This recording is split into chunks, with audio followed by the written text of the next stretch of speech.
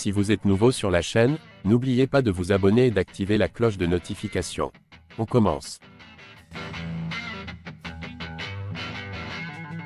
C'est officiel, Cédric Doumbé ne pourra pas faire ses débuts au PFL dans quelques jours suite à sa blessure. Une annonce qui a fait grand bruit et qui suscite une vive polémique depuis. L'ancien champion du Glory n'échappe en effet pas aux critiques, dont certaines pour le moins cinglantes. Tout le monde avait déjà pris rendez-vous pour le 23 juin prochain, date à laquelle Cédric Doumbé devait disputer son premier combat au PFL.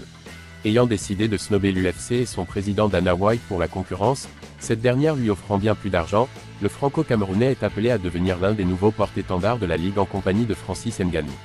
Malheureusement, tous ces grands projets viennent de tomber à l'eau dans un premier temps car The Best vient d'annoncer qu'il était contraint de déclarer forfait suite à une blessure au poignet. Pas de combat contre Jara Al-Silaoui donc, une annonce qui a fait des émules au sein du monde du MMA et a fortiori du côté de la France.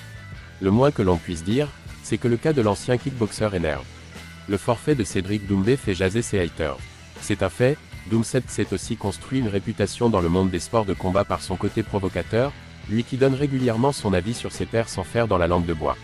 Il n'est évidemment pas à mettre en tort à cause de son pépin physique, mais cela donne tout de même du grain à moudre à ses détracteurs, pas friands de sa personnalité et qui s'en sont donnés à cœur joie. Cédric Doumbé est-il puni par le karma pour avoir fréquemment trash-talké des stars comme Cyril Gane ou encore Kamaru Usman? Ses haters n'ont en tout cas pas manqué l'occasion de le détruire suite à son forfait sur blessure. Il ne lui reste plus qu'à leur répondre de la meilleure des manières, en faisant un retour fracassant à la compétition après sa convalescence.